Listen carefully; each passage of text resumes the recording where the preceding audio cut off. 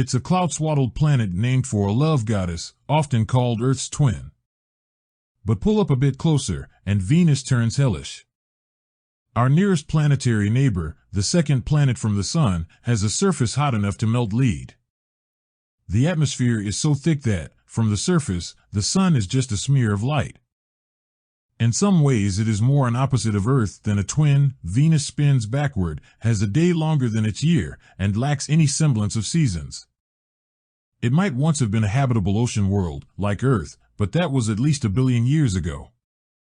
A runaway greenhouse effect turned all surface water into vapor, which then leaked slowly into space. The present-day surface of volcanic rock is blasted by high temperatures and pressures. Asked if the surface of Venus is likely to be life-bearing today, we can give a quick answer, a hard no. Further, Venus may hold lessons about what it takes for life to get its start on Earth, in our solar system, or across the galaxy. The ingredients are all there, or at least, they used to be. By studying why our neighbor world went in such a different direction with regard to habitability, we could find out what could make other worlds right. And while it might sound absurd, we can't rule out life on Venus entirely. Temperature, air pressure, and chemistry are much more congenial up high, in those thick, yellow clouds. The ancient Romans could easily see 7 bright objects in the sky: the Sun, the Moon, and the 5 brightest planets. They named the objects after their most important gods. Venus, the 3rd brightest object after the Sun and Moon, was named after the Roman goddess of love and beauty. It's the only planet named after a female god. Potential for life. 30 miles up, temperatures range from 86 to 158 Fahrenheit, a range that, even at its higher end, could accommodate earthly life, such as extremophile microbes. And atmospheric pressure at that height is similar to what we find on Earth's surface. At the tops of Venus clouds, whipped around the planet by winds measured as high as 224 miles per hour, we find another transformation. Persistent, dark streaks appear. Scientists are so far unable to explain why these streaks remain stubbornly intact, even amid hurricane-force winds.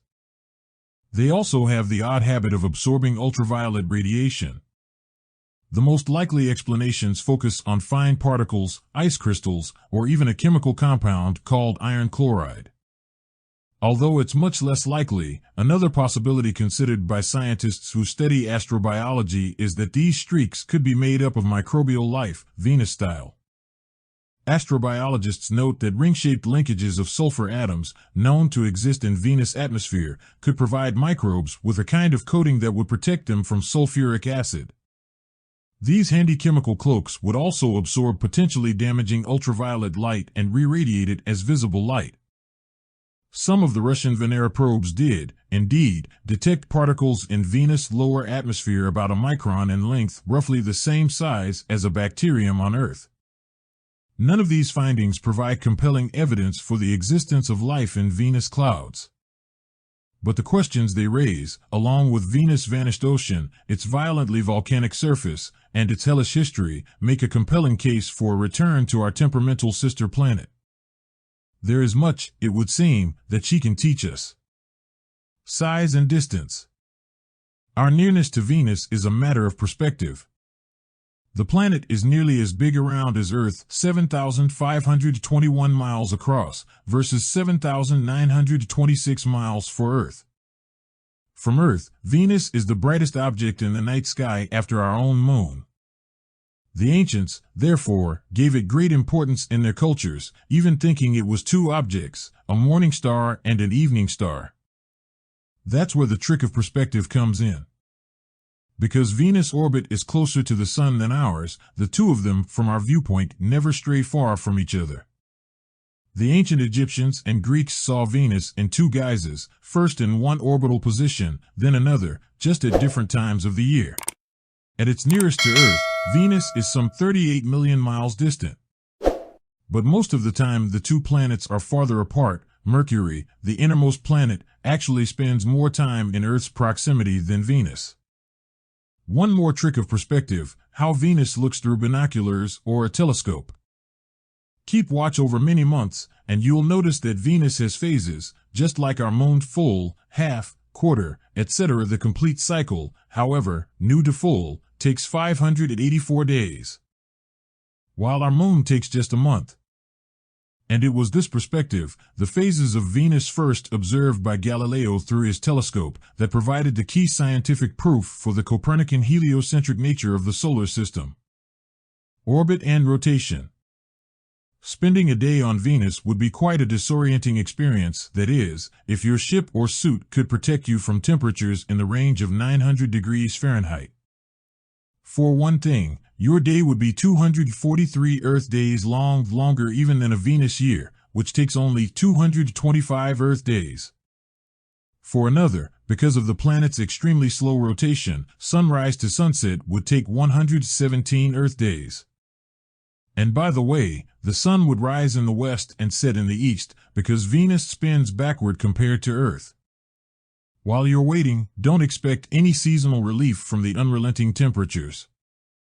On Earth, with its spin axis tilted by about 23 degrees, we experience summer when our part of the planet receives the sun's rays more directly, a result of that tilt. In winter, the tilt means the rays are less direct. No such luck on Venus. Its very slight tilt is only 3 degrees, which is too little to produce noticeable seasons. Formation. A critical question for scientists who search for life among the stars: how do habitable planets get their start? The close similarities of early Venus and Earth, and their very different fates, provide a kind of test case for scientists who study planet formation. Similar size, similar interior structure, both harboring oceans in their younger days. Yet one is now an inferno, while the other is the only known world, so far, to play host to abundant life. The factors that set these planets on almost opposite paths began, most likely, in the swirling disk of gas and dust from which they were born. Somehow, years ago that disk around our sun accreted, cooled, and settled into the planets we know today. Several might well have moved in closer, or farther out, as the solar system formed. Better knowledge of the formation history of Venus could help us better understand Earth's and those of rocky planets around other stars. Structure. If we could slice Venus and Earth in half, pole to pole, and place them side by side, they would look remarkably similar. Each planet has an iron core enveloped by a hot rock mantle. The thinnest of skins forms a rocky, exterior crust. On both planets, this thin skin changes form and sometimes erupts into volcanoes in response to the ebb and flow of heat and pressure deep beneath. Other possible similarities will require further investigation and perhaps another visit to a planet that has hosted many Earth probes, both in orbit and on the surface. On Earth, the slow movement of continents over thousands and millions of years reshapes the surface, a process known as plate tectonics. Something similar might have happened on Venus early in its history. Today, a key element of this process could be operating subduction, or the sliding of one continental plate beneath another, which can also trigger volcanoes. Subduction is believed to be the first step in creating plate tectonics. NASA's Magellan spacecraft, which ended a 5-year mission to Venus in 1994, mapped the broiling surface using radar. Magellan saw a land of extreme volcanism. The orbiter saw a relatively young surface, one recently reshaped, and chains of towering mountains. Surface. The broiling surface of Venus has been a topic of heated discussion among planetary scientists. The traditional picture includes a catastrophic, planet-wide resurfacing between 350 and 750 million years ago. In other words, Venus appears to have completely erased most traces of its early surface. The causes: volcanic and tectonic forces, which could include surface buckling and massive eruptions. But newer estimates made with help from computer models paint a different portrait. While the same forces would be at work, resurfacing would be piecemeal over an extended time. The average age of surface features could be as young as 150 million years, with some older surfaces mixed in. Venus is a landscape of valleys and high mountains dotted with thousands of volcanoes. Its surface features, most named for both real and mythical women, include Ishtar Terra, a rocky, highland area around the size of Australia near the North Pole, and an even larger, South America-sized region called Aphrodite Terra that stretches across the equator. One mountain reaches 36,000 feet, higher than Mt. Everest. Notably, except for Earth, Venus has by far the fewest impact craters of any rocky planet, revealing a young surface. On your tour of Venus, during the 117 days you're waiting for sunset, you might stop by a volcanic crater, Sacagawea, named for Lewis and Clark's Native American guide, or stroll through a deep canyon, Diana, named for the Roman goddess of the hunt. Other notable features of the Venus landscape include pancake domes with flat tops and steep sides, as wide as 38 miles, likely formed by the extrusion of highly viscous lava. Tick domes, odd volcanoes with radiating spurs that, from above, make them look like their blood-feeding namesake. Tesserae, terrain with intricate patterns of ridges and grooves that suggest the scorching temperatures make rock behave in some ways more like peanut butter beneath a thin and strong chocolate layer on Venus. Atmosphere. The Soviet Union landed 10 probes on the surface of Venus, but even among the few that functioned after landing, the successes were short-lived. The longest survivor lasted 2 hours. The shortest, 23 minutes. Photos snapped before the landers fried show a barren, dim, and rocky landscape, and a sky that is likely some shade of sulfur yellow. Venus' atmosphere is one of extremes. With the hottest surface in the solar system, apart from the Sun itself, Venus is hotter even than the innermost planet, charbroiled Mercury. To outlive the short-lived Venera probes, your rambling sojourn on Venus would presumably include unimaginably strong insolation as temperatures push toward 900 degrees Fahrenheit. You would need an extremely thick, pressurized outer shell to avoid being crushed by the weight of the atmosphere, which would press down on you as if you were 0.6 miles deep in the ocean. The atmosphere is mostly carbon dioxide, the same gas driving the greenhouse effect on Venus and Earth, with clouds composed of sulfuric acid. And at the surface, the hot, high-pressure carbon dioxide behaves in a corrosive fashion. But a stranger transformation begins as you rise higher. Temperature and pressure begin to ease. Magnetosphere.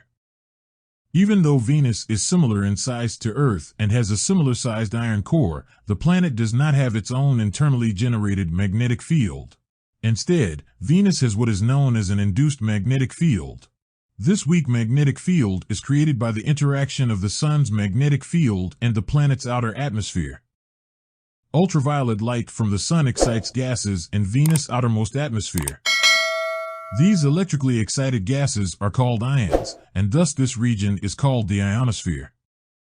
The solar wind, a 1,000,000-mile-per-hour gale of electrically charged particles streaming continuously from the Sun, carries with it the Sun's magnetic field. When the Sun's magnetic field interacts with the electrically excited ionosphere of Venus, it creates or induces a magnetic field there. This induced magnetic field envelopes the planet and is shaped like an extended teardrop, or the tail of a comet, as the solar wind blows past Venus and outward into the solar system.